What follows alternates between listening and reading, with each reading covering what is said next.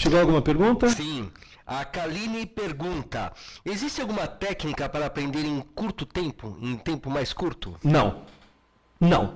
Desculpe eu tirar a tua ilusão, mas não. E eu vou explicar a razão neurológica para isso.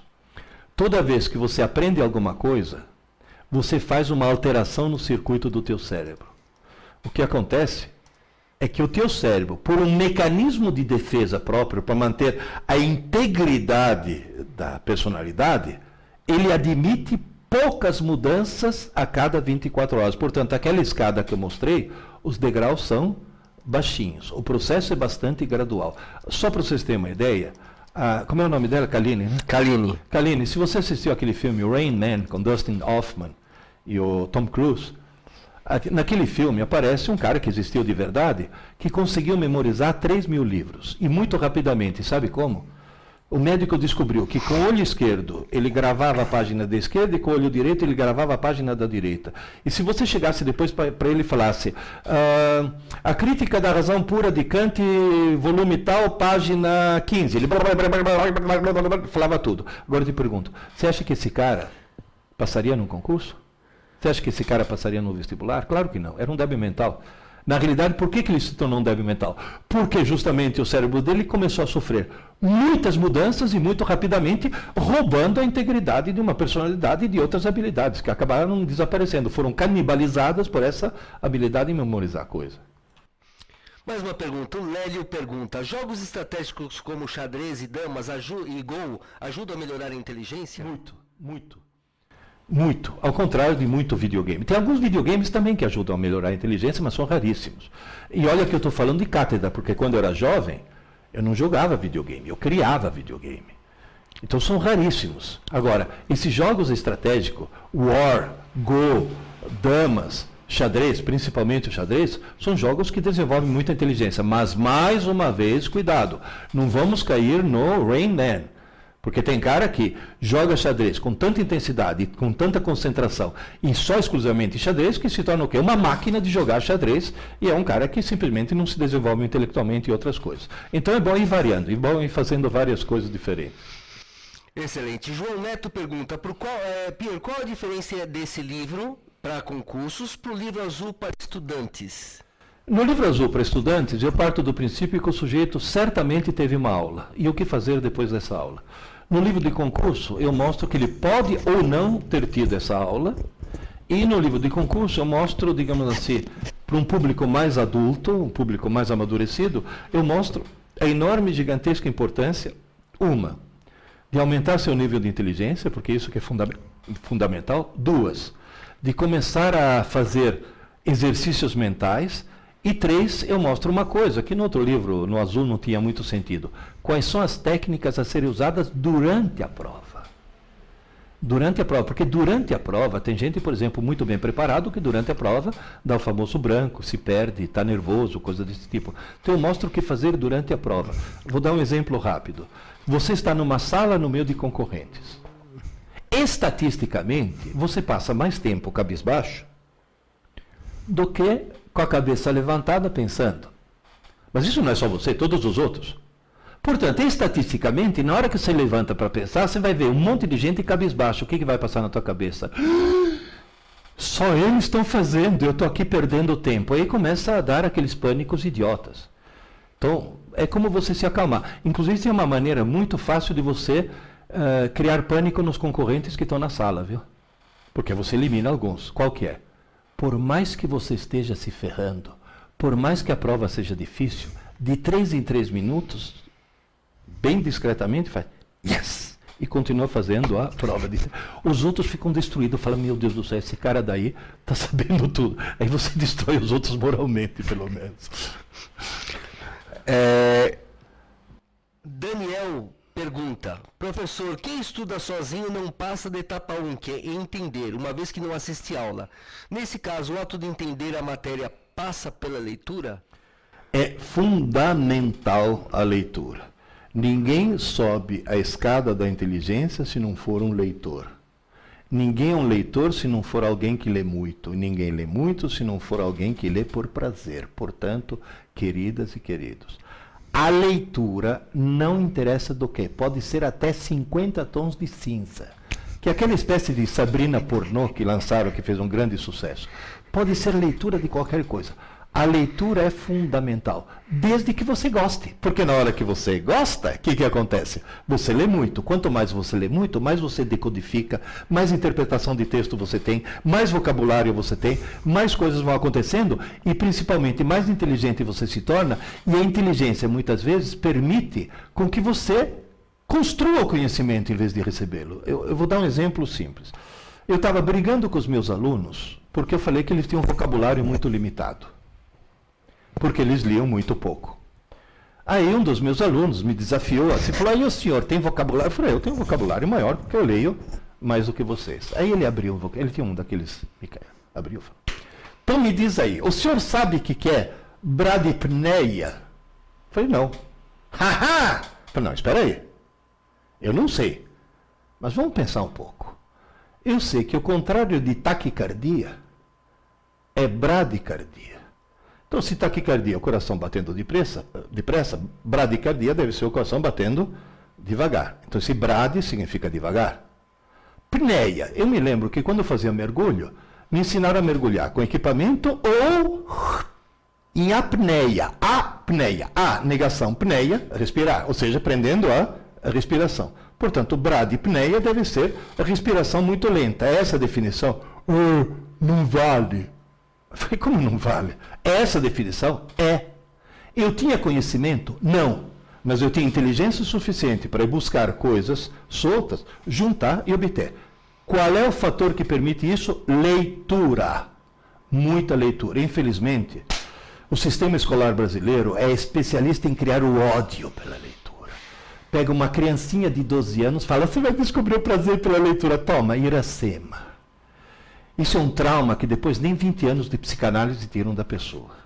Toma, Dom Casmurro.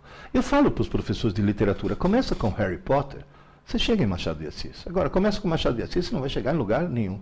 Portanto, para os autodidatas, a leitura como forma de lazer é fundamental. Para dar justamente toda essa decodificação, interpretação de texto e tudo mais. Vamos lá. O Léo pergunta, tem o edital de um concurso. Como encontrar o material adequado que se só dispõe de provas anteriores? Bom, as provas anteriores já são uma boa indicação de qual é o estilo, pelo menos. São uma boa indicação de o que costuma ser cobrado. Agora, no edital, o que acontece? Vocês vão ter que procurar os livros texto correspondentes àquelas matérias que vão ser cobradas. Ou então, se você tiver tempo, você faz um dos tais cursinhos preparatórios, não tanto pelas aulas que você vai ter, mas justamente porque esse cursinho já se deu o trabalho de organizar esse material numa série de apostilas, e também na internet tem um monte de apostilas a serem compradas ou obtidas em PDF, um monte de coisas. Quer dizer, a obtenção do material não é tão especialmente agora com a internet, não é uma coisa tão difícil assim. O Phil pergunta, quanto tempo o senhor recomenda estudar para um vestibular mais concorrido, como o de medicina? Eu diria, olha, não passe de 4 horas por dia. Estudar, não estou falando de assistir às aulas, estou falando de estudo concentrado, com caneta na mão, escrevendo. 4, se muito, 5 horas por dia, mas não muito mais, porque não vai ser a quantidade de estudo que vai te colocar na faculdade. Vai ser exatamente o grau de desenvoltura de raciocínio que você vai ter, que vai te permitir entrar na faculdade. Como é o nome dele? F-E-L-L, Phil, né? Acho que é Phil, seria o Phil. Então, basicamente é isso, veja bem, não exagera no tempo, porque no fim, o problema é o seguinte, se em 3 horas, intercalada, daquele jeito que eu falei, meia hora, 10 minutos, meia hora, 10 minutos, meia hora, 10 minutos, se 3 horas, ou 4 horas que sejam, é o ideal. Se você estudar 8, sabe o que vai acontecer? As últimas 4 horas se sobrepõem às primeiras 4 e vai uma bagunça total e você não aproveita nem as últimas 4 e nem as primeiras 4. Então é melhor ficar nas primeiras 4 horas, que é o que vai te dar mais proveito. Né? O Luiz pergunta, por que há coisas que nós aprendemos e nunca mais esquecemos, mesmo sem dedicar um tempo para estudá-las separadamente? A razão é extremamente simples. O que passa do sistema límbico para o córtex durante a noite é aquilo que mais te impactou emocionalmente. Então, se você vê um desastre horrível, um caminhão destruindo um outro, provavelmente essa é uma cena que você nunca mais vai esquecer. Se você vir uma moça muito bonita, provavelmente é uma cena que você nunca mais vai esquecer. Agora, acontece que a equação do segundo grau não é uma coisa que normalmente impacta emocionalmente a pessoa. Ninguém vai, que bonito uma equação do segundo grau. Então, as coisas que não te impactam emocionalmente, essas você vai ter que impactar com o lápis na mão e ficar fazendo exercícios, que é a outra maneira que o cérebro tem de acabar gravando alguma coisa. Eu tenho certeza absoluta que todos vocês que estão me ouvindo agora, cada um de vocês lembra exatamente onde estava quando recebeu a notícia dos 2 aviões entrando nas Torres Gêmeas de Nova York. Por quê? Porque foi uma coisa tão impactante que você não esquece justamente isso. Agora, é lógico, por exemplo, tem professores que têm a técnica de contar uma piada durante a aula para impactar emocionalmente. E sabe o que acontece? 2 meses depois o cara esqueceu a aula, mas lembra da piada, pelo menos. Então não é só essa coisa impactante que vai funcionar. Depois da aula, é lápis na mão e trabalho.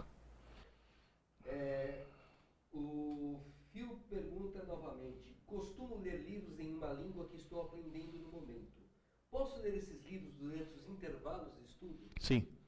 Sim, porque quando for outra língua que não o português, que é o que você está usando para estudar, você está usando uma outra rede neural, uma outra região de redes neurais, portanto você não está cansando, ou pelo menos não está impedindo que descansem aquelas redes neurais que você estava usando na hora de estudar. Então, e eu vou, já que estamos no assunto, para você aprender um outro idioma, tem uma dica fantástica que funcionou para mim. Hoje eu falo 5 idiomas. Assista filmes em DVD no idioma original, com a legenda no idioma original também. Tanto o filme no idioma original e a legenda também no idioma original. Isso permite com que você vá mergulhando muito e leia livros no idioma que você quer aprender. Você fala, mas se eu pego um livro no idioma que eu não aprendo, não sei nada, teu cérebro aprende. É impressionante como, contextualizando, o cérebro consegue descobrir as coisas. Quando você aprendeu a falar português, você não tinha um dicionário, não tinha legenda, Gugu Dadá traduzindo o que você estava falando. E você, simplesmente, você aprendeu contextualizando, né? Essa maneira de aprender o idioma. O Alessandro pergunta, eu posso utilizar mapas mentais? Funcionaria? Teria alguma técnica? Olha, realmente, com relação aos mapas mentais, eu tenho um pé atrás. Deixa eu explicar por quê. Porque é tanta técnica essa de montar o mapa mental que o sujeito fica mais preocupado em montar o mapa segundo a técnica do que com o conteúdo do próprio mapa. Tem até uma experiência feita numa universidade americana em que o mesmo texto foi dado por um grupo que estudou de maneira tradicional, qual aquela fazendo resumo, lápis, e um grupo que fez os tais mapas conceituais, os mapas mentais, Muito bem. Depois de um mês cobraram aquele conteúdo, o pessoal que estudou da maneira mais tradicional teve um resultado melhor do que o pessoal que fez os tais mapas mentais. Então, os mapas mentais funcionam se o sujeito já estiver usando há muito tempo. Portanto, é uma coisa automática, em que ele não está preocupado com o mapa mental, ele está preocupado com o conteúdo daquilo que ele está colocando no mapa. Entendeu a diferença? É a mesma coisa que, sei lá, eu sou um péssimo jogador de tênis. Só que eu ganho quando eu vou jogar com um cara melhor do que eu. Por quê? Eu perco o primeiro set, tudo bem, sempre perco, sou péssimo. Aí eu viro pro cara e falo, você joga bem pra caramba, mas já descobri o teu segredo. Já sei por que você joga tão bem. Eu descobri que você põe o polegar, a tua empunhadura, o polegar tem uma posição que é justamente o que te dá mais força lá pra pancada, tá? O segundo set eu ganho, porque o cara fica olhando para o polegar dele em vez de ficar olhando para a bola. O truque é extremamente simples. Se você faz um mapa mental com a preocupação, será que estou fazendo um mapa segundo o conceito adequado do mapa, não sei o que, esquece. É o conteúdo daquilo que está lá que acaba interessando. Cristiano pergunta, como fazer para armazenar o conteúdo de uma determinada matéria? Como determinar o que aprender? É aquilo que eu falei no começo. Como é o nome dele, Cristiano? É, o Cristiano. Cristiano, eu cheguei no Brasil, eu sabia falar bom dia, obrigado e alfinete só. Eu tinha 12 anos, não sabia falar português. E me botaram na escola mesmo assim, eu tive que me virar. Um belo dia, eu entro na sala de aula, eu não conhecia ainda os mecanismos brasileiros. Entrei na sala de aula e vi todo mundo alvoroçado.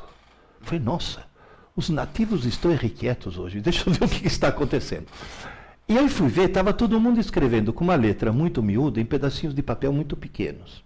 Falei, deve ser um ritual religioso, né? De repente, eles fazem um pedido por embaixo do santinho, né? Mas eu perguntei para o colega, falei, mas sente, mas que coisa é isso? Ele olhou para mim e falou, cola. Falei, e o que é cola? Falei, é para consultar durante a prova. Falei, e o professor deixa? Ele falou, não. Aí eu fiquei estarrecido, descobri que tem gente que acha que está na escola para tirar nota, e não para aprender. Mas aí, em Roma, faça como os romanos, em Piracicaba, onde eu estava, faça como os piracicabanos. Preparei minha cola. Preparei uma cola sanfona, a 4 cores. Na primeira página da cola tinha índice, sabe? Cola tal, página tal, cola tal, página tal. Adivinha o que aconteceu? Não precisei puxar. Porque o trabalho que eu tive foi o suficiente. A partir desse dia, sabe o que eu comecei a fazer? Toda tarde, quando eu chegava em casa, eu me perguntava, se as aulas que eu assisti hoje caísse numa prova amanhã, que cola eu prepararia? E preparava a cola. E jogava numa gaveta. E nessa gaveta só entrou e nunca saiu. Você está vendo um homem na tua frente que nunca precisou colar na vida. Por quê? Porque passou a vida preparando cola. Então, se você quer saber o que é realmente importante, olha para aquilo e fala, eu vou fazer de conta que eu vou preparar uma cola. Eu vou fazer de conta que na prova que vai cair esse assunto, eu tenha sido autorizado a preparar uma cola. E na hora de preparar a cola, o que é realmente importante você acaba pondo. Mas tem gente que é tão imbecil que xeroca a cola do outro, né? Mas aí tudo bem, aí é outro problema. Daniel pergunta, essa leitura deve ser também uma leitura atenta e escrita, tal como o período de estudo, e deve também ser quebrada a cada 30 minutos? Não. A leitura por prazer pode tocar em frente. Pode tocar em frente porque essa é uma leitura que você não está querendo que aquilo fique gravado permanentemente do teu cérebro. Na realidade vai acabar sendo gravado porque se é uma leitura prazerosa, a emoção, o prazer de descobrir a história, não, agora vai acontecer isso, vai acontecer aquilo, esse prazer de descobrir a história é suficiente para motivar teu cérebro a acabar gravando a maior parte disso daí. Mas na realidade é uma leitura, insisto, que deve ser uma leitura por prazer, porque você está se divertindo. Ou seja, se você conseguir fazer com que tua principal forma de divertimento, a segunda, né? A primeira é sexo, mas a segunda forma de divertimento mais interessante seja a leitura, intelectualmente você está feito. Felipe pergunta, professor, costumo ler muitas matérias, livros e assistir palestras sobre os assuntos que gosto. Para gravar isso, devo sempre fazer um resumo escrito sobre tudo que vejo no meu dia? Sim, só que eu te daria um conselho. Fazer um resumo exige conectar palavras, e ao não conectar palavras, você vai escrever muitas palavras que têm apenas a função de distribuição do texto e não são palavras-chave. Então eu diria para você fazer menos do que um resumo. As palavras-chave, aquela que você fala, esta frase não posso esquecer, essa palavra eu não posso esquecer, isso eu não posso esquecer. Então só as palavras-chave que vão servir depois como gancho mnemônico para aquilo que você está fazendo. Ou seja, faz uma experiência, tenta pegar uma história infantil, sei lá, Chapeuzinho Vermelho, e tenta escrever Chapeuzinho Vermelho em 20 palavras. Você não vai usar e, ou, com, entende? Tenta escrever em 20 palavras que você vai ver que você pega a parte essencial. Quem comeu quem? Pronto. Kaline pergunta, em sua opinião, qual a melhor estratégia para passar em um concurso público muito concorrido? Concurso público muito concorrido, você viu a curva de QI, né? Quem está concorrendo naquele concurso está lá, naquela curva. Tá? De tudo tipo. O truque qual que é? Dá um jeito de ficar no cantinho. Dá um jeito de você ser uma das pessoas mais inteligentes daquele concurso. Isso vale para concurso público, isso vale para vestibular, e isso vale para a vida profissional. Hoje em dia, as empresas estão desesperadas, porque estão recebendo diplomados ANTA. Eles usam essa palavra, ANTA diplomado, ou seja, pessoas que obtiveram diploma, mas não desenvolveram a própria inteligência. O truque é esse. É muito concorrido, seja uma das pessoas mais inteligentes. Como é que eu faço? Suba a escada. Suba a escada. Devagar, mas suba. Então, se você não conseguir no concurso de hoje, você vai conseguir no concurso do ano que vem. Mas comece a subir a escada hoje. Quem pergunta agora, ele entrou com o nome na sala que está sem acento, mas eu imagino que é o Zé. Tá? EOZE, né? E-O-Z-E. É o Zé. Então é o Zé. Nessas 3 horas e meia, deve estudar várias matérias ou somente uma matéria? O ideal é pular de uma para outra. Deixa eu explicar por quê. Aquela tal história. Quando você usa o cérebro, você está ativando redes neurais, está gastando energia nessas várias redes neurais, está gastando substâncias químicas, enzimas que precisam ser repostos depois nas várias redes neurais. Se você estudar matérias diferentes, o que vai acontecer? Enquanto você está estudando matemática, você está dando um descanso em português. Enquanto você está estudando história, você está dando um descanso na álgebra. Ou seja, você está passando de uma matéria para outra, sempre tentando não perder o fio da meada, obviamente, tá certo? Mas o ideal seria se você se organizasse que cada uma daquelas meia horas fosse dedicada a uma determinada matéria. Porque permite que o cérebro... Porque o cérebro, quando o cérebro se concentra numa coisa só, é hora que ele cansa, é hora que ele não aguenta mais. Então, pulando de uma para outra, você consegue reduzir um pouco esse cansaço. Alessandro pergunta: para estudar temos que ter 30 minutos de estudo e 10 minutos de descanso. No caso da aula, até quanto tempo seria o ideal para não obter um retardo na obtenção da informação? Eu diria que uma aula deve conter de informação realmente essencial 30 minutos. Mas os outros 20 minutos, eles servem para quê? Eles servem para tirar dúvidas, servem para discutir a coisa, servem para contar, por exemplo, uma curiosidade a respeito do assunto, que muita gente acha que é inútil, porque quando o professor conta uma curiosidade, o cara fala: ah, mas isso cai na prova. É o chamado idiota da objetividade quem faz isso. Na realidade, aquelas curiosidades, aquelas coisas adicionais, são ganchos mnemônicos que permitem com que você possa lembrar da coisa. Outro dia eu estava ontem à noite, na BR, eu moro em Itapecerica da Serra, na BR-116, a Regis Bittencourt, BR-116. Todo mundo sabe que a Regis Bittencourt é BR-116. E aí, conversando com a minha mulher, falei: se furar o teu pneu, você não sabe trocar pneu, como é que você vai chamar o socorro da operadora, da concessionária? Porque tinha passado, ou era 0800 70 90 116. Ela falou: o 0800 dá para lembrar porque todas elas são 0800. O 116 está na cara porque eu estou na BR-116. Eles fizeram até de propósito. Mas como é que eu gravo 70-90? Falei: simples. Tenta imaginar que você está num barco, num veleiro, no meio de uma calmaria e o desgraçado não consegue andar. Ela falou: e? Falei: você quer andar, mas é uma calmaria. Falou: e? 70, mas 90. Então, bem que você 70, você tenta, mas 90. Ela falou: mas isso é muito infame. Sim, é infame, mas nunca mais você vai esquecer isso, porque justamente você criou um gancho mnemônico para a coisa. E vocês também não vão esquecer nunca mais. Você vai rezar furar o pneu só na BR-116. O Davi pergunta: professor Pierre, após assistir uma aula, caso eu converse com outras pessoas sobre a informação assistida, realizando um debate, é possível fixar a informação? Professor Pierre, você recomenda algum artigo? Não terminou. Na realidade, veja bem, essa história do debate é útil, mas lembre-se, não é estudo. Agora, ele é útil se o debate for acalorado. Por quê? Debate acalorado significa emoção. E emoção significa o quê? Maior chance de que teu cérebro queira gravar alguma coisa. Artigos, olha, eu aconselharia uma enormidade deles, mas eu vou te dizer... Faz uma coisa, eu tenho um site. Entra naquele editora.tv, você é remetido inclusive para o meu site, dá uma olhada nos vários artigos que eu escrevi naquele site, que já é um bom caminho, porque lá inclusive indica uma certa bibliografia, né? Ótimo.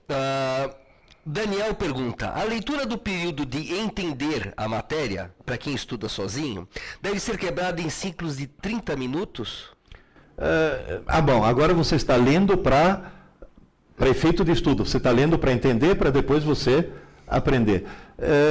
Existem duas técnicas aí. Como é o nome deles que se escuta? É o Daniel. Daniel, tem duas técnicas. E eu descobri que essas técnicas variam de pessoa para pessoa.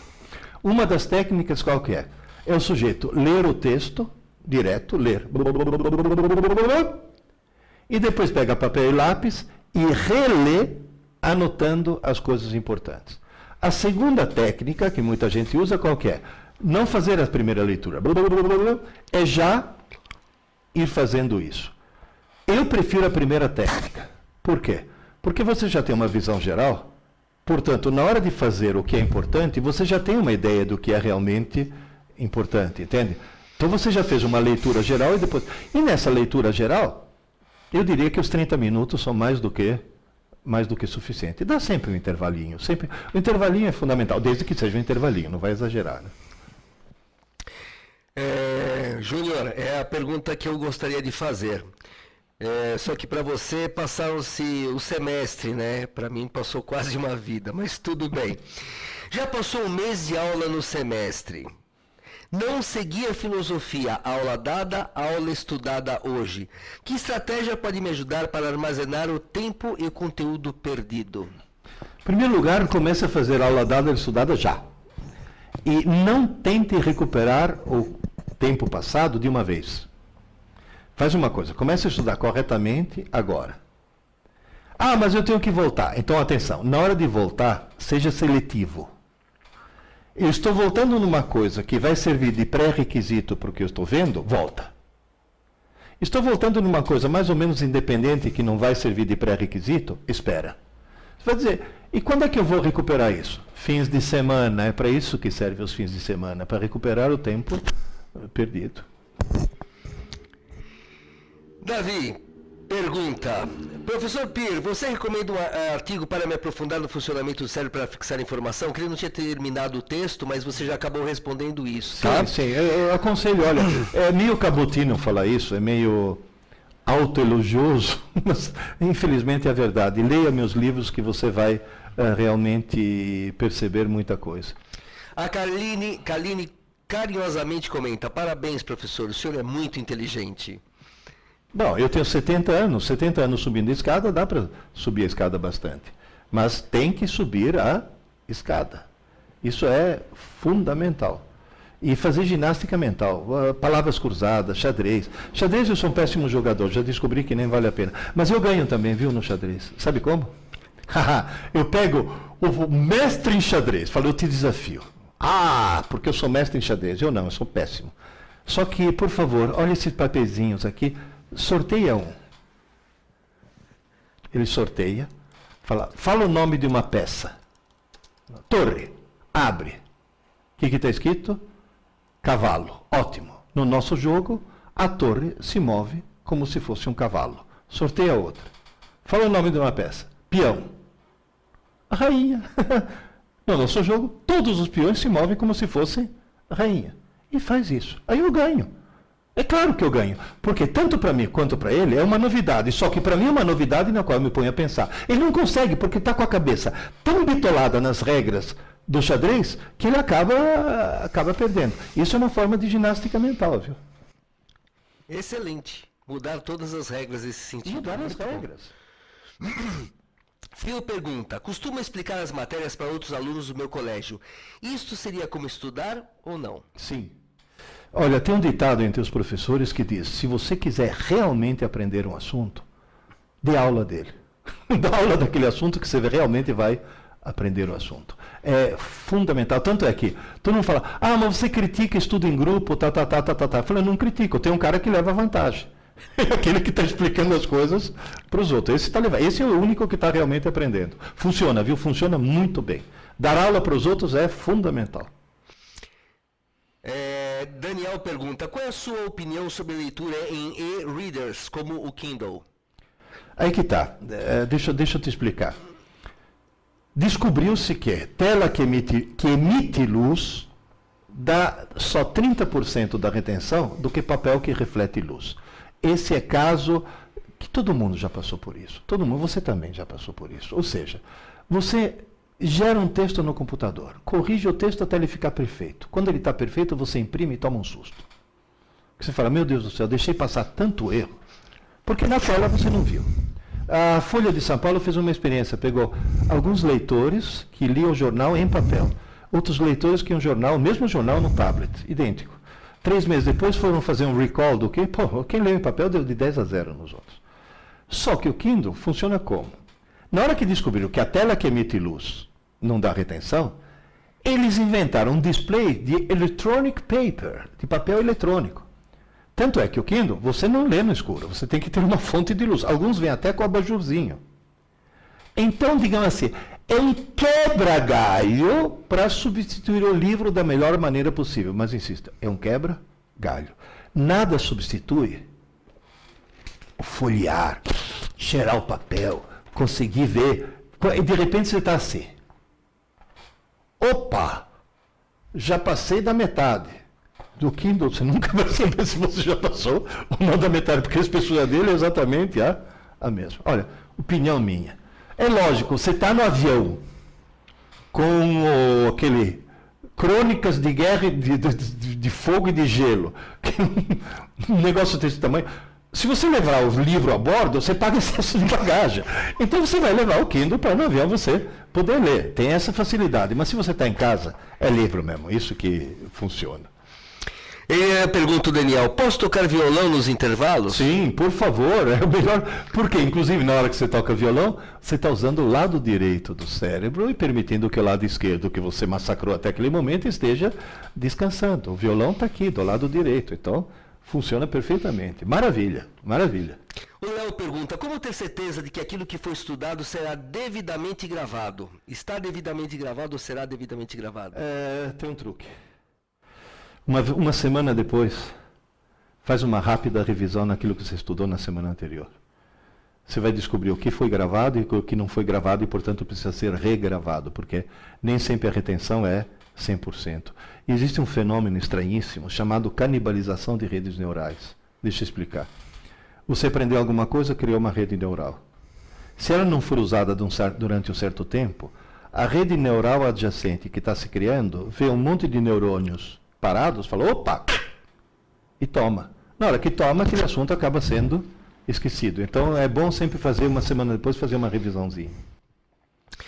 Jéssica, não sei se foi acidente ou se você foi proposital, mas ficou bonitinho. Professor, todos podem aprender sobre qualquer assunto? Então as dificuldades em algumas matérias, como matemática, são totalmente justificadas? Na realidade, todo mundo pode aprender qualquer coisa, não existem limitações. E está aí o Kumon que não me deixa mentir. O Kumon, na hora que alguém tem dificuldade, por exemplo, em matemática, o cara vai fazer Kumon e descobre que simplesmente ele aprende tranquilamente. Qual é a técnica? Lápis e papel, qualquer coisa você aprende se você mexer com lápis e papel. Tanto é que uma das minhas filhas, está em Brasília, quer fazer concurso.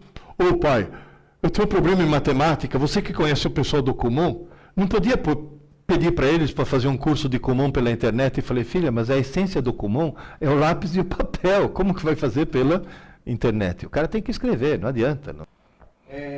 Kaline pergunta, nossa, acho que Kaline, eu sei em parte a resposta dessa pergunta. Algum tipo de exercício para estimular o cérebro? Vários exercícios para estimular o cérebro, como alguém já disse aí, jogos de estratégia, xadrez, damas, palavras cruzadas é uma coisa assim importantíssima. Outra coisa, entra na internet, no Google, e procura IQ, quer dizer, IQ Test Non-Verbal. Testes não verbais de QI. Você vai encontrar um monte. Começa a fazer. Uma pela curiosidade de você, vou ver o quanto eu sou inteligente, mas não. Outra, porque quanto mais você fizer esses testes, mais você acaba se tornando mais inteligente, porque a cada teste que você resolve, é uma rede neural nova que você está ativando. É uma coisa assim fantástica. Então, na realidade, existem 1000 coisas que você pode fazer, mas a principal qual que é? Leitura. Ler muito, nem que seja para ler Júlia, Bianca, Sabrina, Crepúsculo, essas coisas horrorosas, mas pelo amor de Deus, leia. Isso é fundamental. Desculpa. Daniel pergunta, como a revisão deve ser feita? Deve ser escrita tal como período de estudo, lápis e papel? Lápis e papel. Obviamente sendo cada vez mais sintético, porque aí cada vez você vai pegar a essência da essência da essência, né? O Luiz, se bem que já respondeu ela, mas eu vou repassar essa pergunta. Estou aprendendo um novo idioma, o Luiz pergunta. Existe uma maneira especial para estudar em um novo idioma com mais eficiência? Sim, aquilo que eu falei. assista um filme com o idioma original e a legenda no idioma original. Isso é importantíssimo. Tem gente que fala, mas aí eu não vou entender nada. Então faz uma coisa. Assiste o filme dublado. Você vai entender tudo. E depois, 3 ou 4 meses depois, faz isso que eu falei. Assista de novo com o idioma original e legenda no original. O enredo você já sabe. E aí você vai contextualizando e você vai acabar aprendendo dessa forma. Essa é a maneira com a qual a criança aprende um idioma. Ou seja, contextualizando. É a única maneira que você tem de realmente aprender. Eu vou te confessar uma coisa.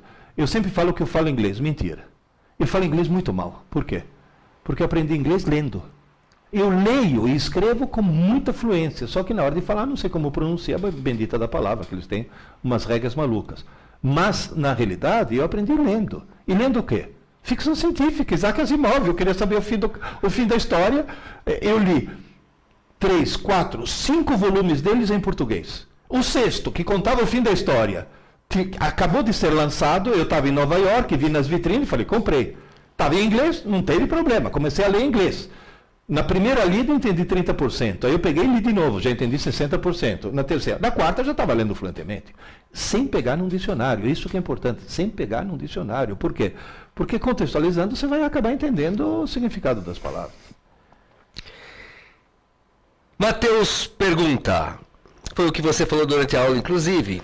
Tenho aula à noite e se eu deixar para estudar no dia seguinte, eu perco essas aulas? Perde. Infelizmente, perde. Então, na realidade, é melhor você perder meia hora de sono, acordar meia hora mais tarde, se puder, ou coisa desse tipo, mas tem que ser, na aula que você teve à noite, aquela aula vai ter que ser estudada na mesma noite, com papel e lápis. Isso, sinto muito, o cérebro humano exige isso. Não fui eu que inventei isso. É o cérebro. O Júnior pergunta, tenho dificuldade em me concentrar em leituras de novos conteúdos na faculdade. Tenho que ler várias vezes até entender para posteriormente passar a estudar. Como posso ganhar tempo nesse processo? Veja bem, 2 coisas. Primeiro, se você tem dificuldade em interpretar aquilo que está escrito, isso provavelmente você não é um leitor. Então, paralelamente, você vai ter que usar como forma de lazer a leitura. Desliga o videogame, desliga a televisão, desliga um monte de coisas e ler livros, muitos livros. Isso é um trabalho a médio e longo prazo paralelo. Agora, a curto prazo qualquer, se você tem dificuldade em se concentrar e entender, o que você faz? Escreva. Na hora que você está lendo, pega as palavras-chave, as palavras que você não entendeu, escreva. Palavras desconhecidas, escreva, porque depois você consultar no dicionário. Mas o ato de escrever, ninguém consegue perder a concentração enquanto está escrevendo. Só se for um médium que está psicografando, porque se você está escrevendo, você é obrigado a se concentrar naquilo que você está escrevendo. É a melhor maneira de manter a concentração. Davi pergunta, existem registros de crianças com nível de inteligência acima do normal. Como se posicionar sobre isso, entendendo que a inteligência não é genética? Eu vou te dar apenas um exemplo. Há 40 anos atrás, uma revista francesa de divulgação científica chamada La Recherche, uma espécie de Scientific American francesa, publicou um artigo dizendo que astronomia é ciência, astrologia é superstição. A Associação dos Astrólogos Franceses processou a revista, dizendo que eles estavam difamando a astrologia. A revista, para se defender, fez o quê? Contratou um instituto de pesquisa e pesquisaram uma quantidade enorme de pessoas em termos de inteligência, profissão, talento, vocação, blá, blá, blá, uma série de fatores. E tabularam em função do signo para ver no que cada signo sobressaía. Deu a mesma média em todos, menos no nível de inteligência. Os nascidos em Capricórnio, Aquário e Peixes mostraram ter um nível de inteligência deslocado para mais comparado com os outros 9 signos. Ou seja, os nascidos em Capricórnio, Aquário e Peixes indubitavelmente eram mais inteligentes do que os outros 9 signos. Aí a revista falou, bom, se a astrologia não funciona, não é a influência dos astros. Por que isso? Inclusive é bom vocês tirarem esse sorrisinho de seus lábios, porque é só os nascidos na França, viu? Que tem cara aí de Capricórnio, Aquário e Peixe já se achando, né? Tô me achando o máximo, né? Na realidade, o que acontece? Quem nasce em Capricórnio, Aquário e Peixes na França, nasce no inverno. No inverno faz muito frio e os pais saem menos de casa e ficam mais tempo com o nenê. E só o fato do nenê, mesmo nas primeiras semanas de vida, ter tido mais carinho, mais amor, mais estímulos, tá? Faz com que essa criança desenvolva um nível de inteligência mais elevado. Então essas crianças superdotadas, na realidade, elas não nasceram superdotadas. Nasceram com características que faz com que os pais, o ambiente no qual eles encontram, a tornem superdotada. Eu vou dar um exemplo quase que pessoal. Eu nasci no meio da Segunda Guerra Mundial. Bota estímulo nisso. Você sabe o que é? No meio da noite, alguém te tirar do berço, e eu me lembro disso, te embrulhar num roupão e descer correndo as escadas e entrar num porão porque estavam bombardeando a cidade. Várias vezes isso já me aconteceu. Você vai dizer, mas isso é uma coisa trágica. Eu não sabia que era trágica, eu achava divertidíssimo. Aquela barulheira toda eu achava uma coisa divertidíssima. E esses estímulos adicionais fazem com que, de repente, teu cérebro se desenvolva um pouco mais. E outra coisa que é muito engraçada, que eu discuto no meu livro azul, é o que é genético não é inteligência. Sabe o que é genético?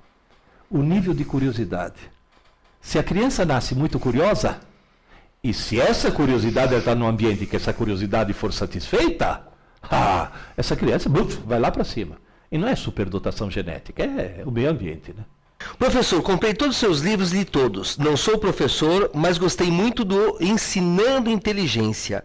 E agora estou esperando chegar em inteligência em concursos. Parabéns. Obrigado. E eu Ensinando Inteligência, acho que você gostou por uma razão.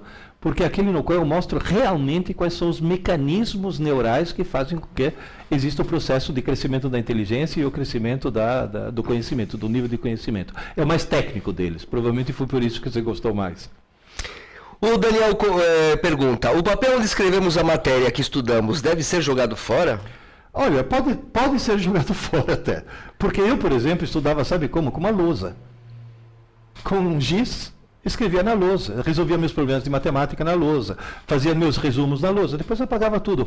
Porque desde criança eu descobri que o ato de escrever é justamente aquilo que te torna, que faz com que o conhecimento seja absorvido. É o ato de escrever, não o que está escrito. Agora, respondendo uma pergunta anterior sobre revisões, o que você pode fazer é guardar aquele papel, porque na semana seguinte, quando for fazer uma revisão, você pode fazer revisão no próprio papel que você gerou, né?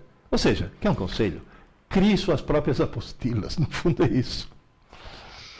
A Kaline comenta, quando vou me apresentar em público, o nervosismo prevalece e esqueço tudo. Como controlar o nervoso para que não atrapalhe na minha desenvoltura? Você começa se apresentando em público de uma pessoa. Começa fazendo, por exemplo, uma exibição na frente do espelho. Depois chama a mamãe e fala em público, mas perante tua mãe. Depois chama mais gente e faz o público crescer gradualmente. E aí você vai fazer uma coisa que eu faço. Eu sou um homem extremamente tímido. Então, na hora que você me põe na frente de uma plateia com 200 pessoas, 300 pessoas, eu deveria entrar em pânico. Sabe o que eu faço? Eu esqueço que eu existo. Eu faço de conta que eu sou um fantasma. Eu esqueço da minha existência. As pessoas não estão olhando para mim. Eu estou olhando para as pessoas. Então, tenta um pouco abstrair esse tipo de coisa que você consegue vencer a timidez. A timidez... Agora, se você chegar a falar, eu estou nervosa, vou entrar em pânico, aí você entra em pânico mesmo, tá certo? Então faz essa coisa, vai aumentando a plateia gradualmente até você se acostumar com plateias maiores. E plateias de desconhecidos, porque o grande problema é esse. É quando você se defronta com desconhecido. Eu, nesse momento, estou num problema terrível. Eu estou me defrontando com 20, 30, 40, 50 desconhecidos. E nem sequer tenho a chance de olhar para a cara de vocês para saber se você está sorrindo ou está fazendo cara de bravo. Então, não tenho nem sequer esse feedback. Isso, para alguém que é tímido, é terrível.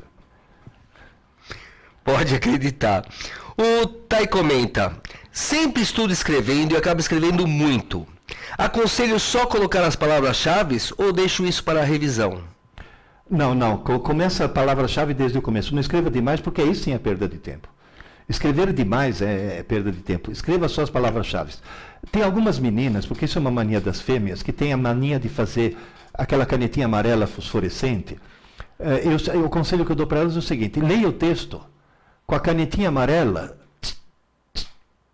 bem economicamente, sublinhando o que é importante. Depois você pega o papel e o lápis e tudo que você sublinhou, escreva. Isso é até uma maneira, digamos assim, dela começar a ser um pouco mais parcimoniosa, um pouco mais econômica. Porque tem gente que fala, vou sublinhar o que é importante, e risca o texto inteiro. Quer dizer, aí não adianta absolutamente nada. Né? Rodrigo pergunta, essa pergunta é difícil, não sei se você vai saber responder. Essa te pegou. Professor, poderia informar qual o tema do 5º livro e qual a previsão de lançamento? O tema do 5º livro, na realidade são 2 livros que estão em canteiro de obras. Tem o volume 5, que é Criando Aulas Inteligentes. É mostrando para as escolas como cada escola pode montar seu próprio sistema de ensino e não ficar escrava dessas palhaçadas comerciais que estão por aí dos chamados sistemas de ensino. Então isso é para ajudar as escolas a consertar um pouco esse sistema educacional que está catastrófico. O outro livro não é o volume 6, é o volume 0. Porque estão me pedindo para fazer livro para criança. Para que criança já comece a fazer a coisa certa desde o começo. É lógico que vai ser um livro colorido, com pouco texto, com muita figura, mas é um livro que hoje de manhã para quem está assistindo ao vivo, um dia de manhã para quem está assistindo ao gravado, eu fiz uma palestra para o 7º ano de uma escola, a Escola Horizontes, perto da Rebouças. Crianças fantásticas. Eu falei, essas crianças têm... E elas usaram o livro azul, aquele livro Aprendendo Inteligência, usaram, tá? Sabiam. Uma delas fez uma apresentação para os pais. Entende? Agora, quanto mais cedo começar, melhor. Aula dada, aula estudada. Hoje, deveria ser uma coisa para dar no 1º ano. Eu falo para as mães que têm neném em casa, essa história que o neném precisa de estímulos, eu falo, faz o neném dormir no colo, balançando nesse ritmo. Que dá tempo de falar aula dada, aula estudada, aula dada, aula estudada. Começar o mais cedo possível. Né? Então, um beijão para vocês e até a próxima. Vai ter mais aulas dessas.